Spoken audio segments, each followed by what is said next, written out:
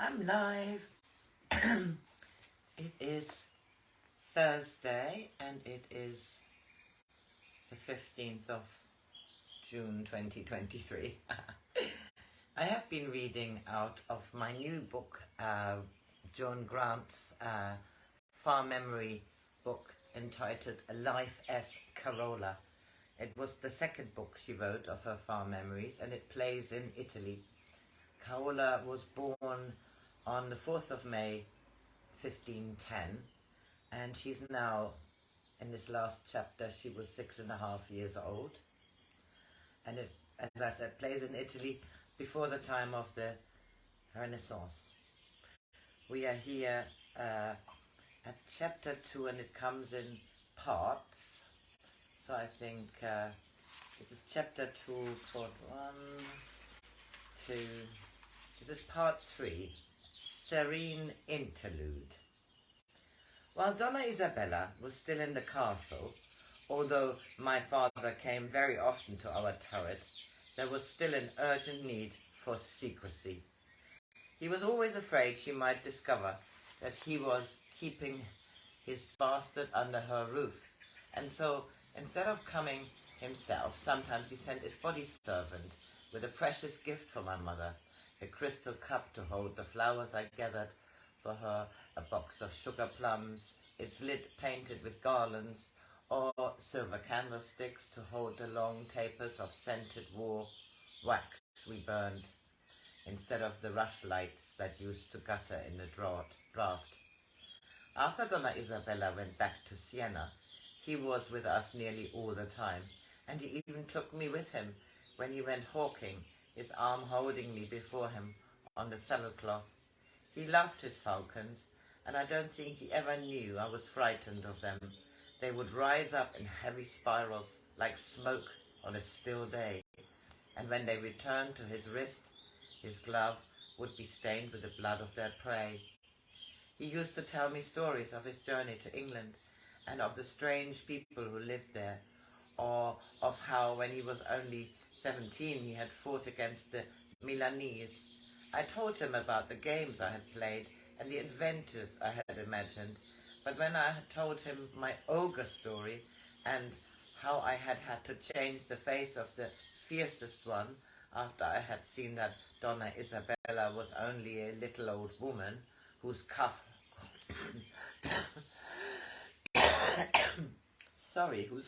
whose cough hurt her, he didn't smile, but told me, quite angrily, that it was churlish to laugh at one's elders, or superiors. He said, if people were really one's superiors, I don't suppose one would ever want to laugh at them, I said. This only made him look angrier still, so I didn't say any more, although I wondered how my grandmother had the power of making people so afraid of her that even her son dared not cross her will. Except sometimes when he was in a bad temper, my father was very nice to me, and when his favourite greyhound, Bitch, whelped, he gave me one of the puppies. I called her Mimetta, and as soon as she was old enough to leave her mother, she followed me wherever I went.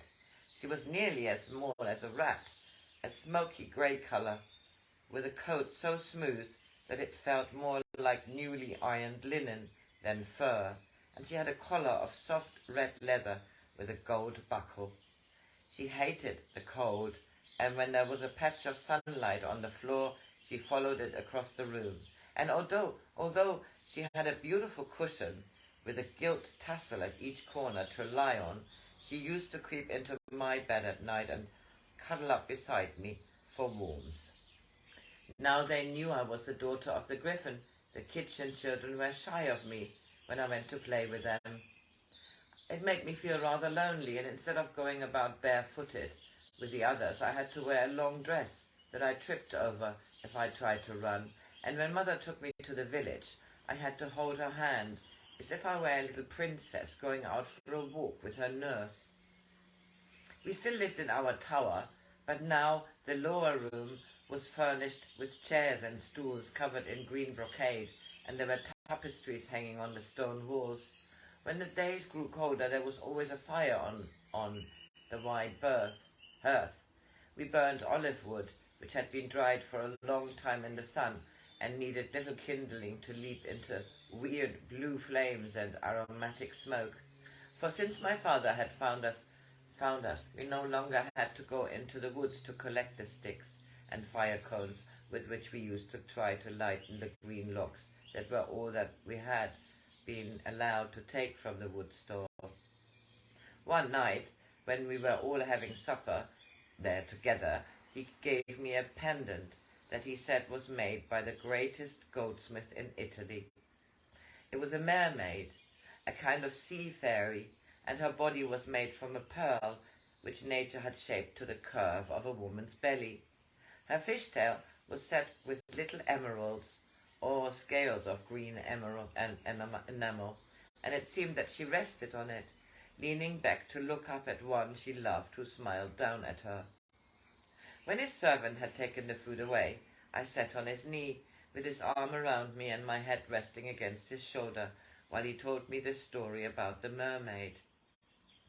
Long ago, when the hill on which our city is built was the home of many eagles, who were the only guardians of an empty plain, this mermaid was born in a palace, built of honey-coloured marble, by the sea of 1,000 islands. Though she was the only daughter of a king, the sea was her foster mother, and the little waves sighing among the rocks were her lullaby. And she sad crying of gulls was sweeter to her than nightingales. And the sad crying of gulls was sweeter to her than nightingales. She would not play in the garden, but ran down the steps between the cypresses and along the steep path to the beach. She found branching coral more beautiful than hyacinths, and scarlet seaweed in the clear water of the rock pools more splendid than a peacock when he spreads his tail.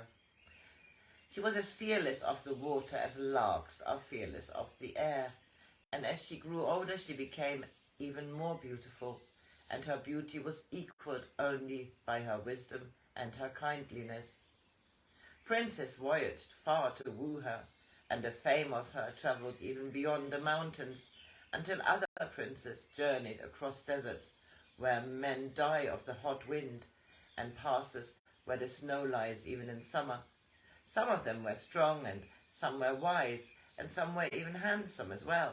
In 1,000 ways they tried to win the heart of Icari, but however tender their wooing, they could not enchant her, and however angry her father became, because he thought her capricious, she only smiled.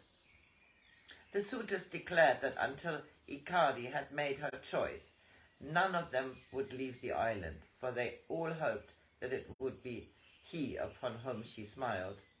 They had come richly attended, and even though the palace was a great palace, it was difficult to house them, for there were 87, each with his retinue.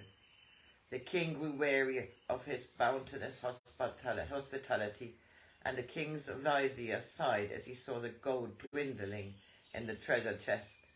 So the vizier went to the princess and told her that because she would not choose a husband, her people would go hungry, and the ships of her father's fleet be without new sails.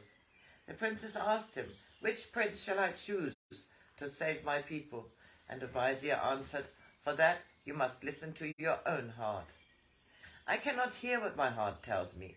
Perhaps it does not speak to me, because it knows I listen only to the voice of the sea."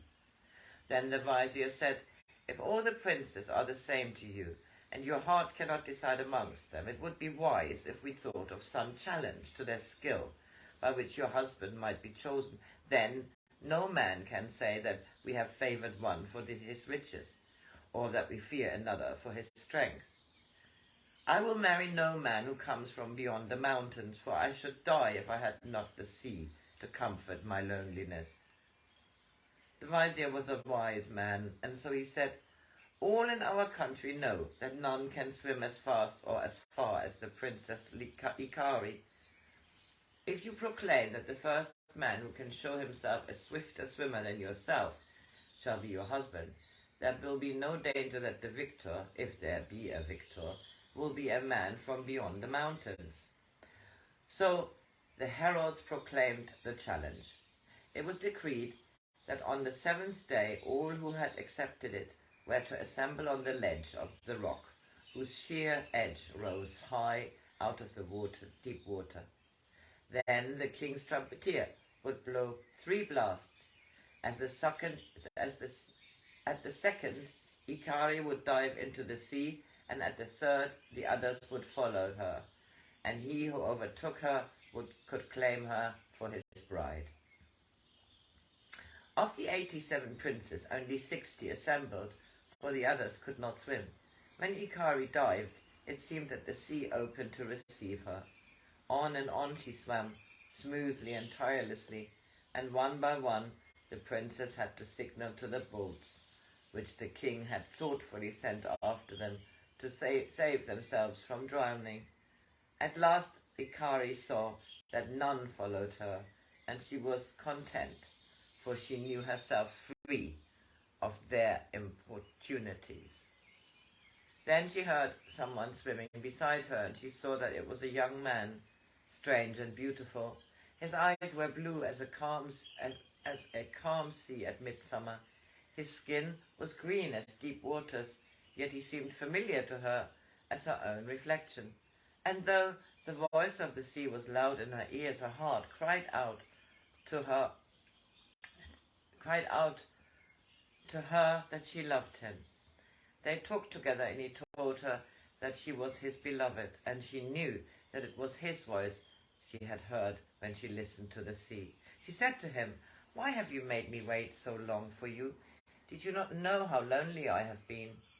I've watched you swim out towards me, yet I could not come to you, for I do not belong to the country of the sun." Then for the first time Ikari noticed that he had no legs, for at the waist his body tapered into the tail of a fish. She asked him, "Are you the son of the god of the sea?"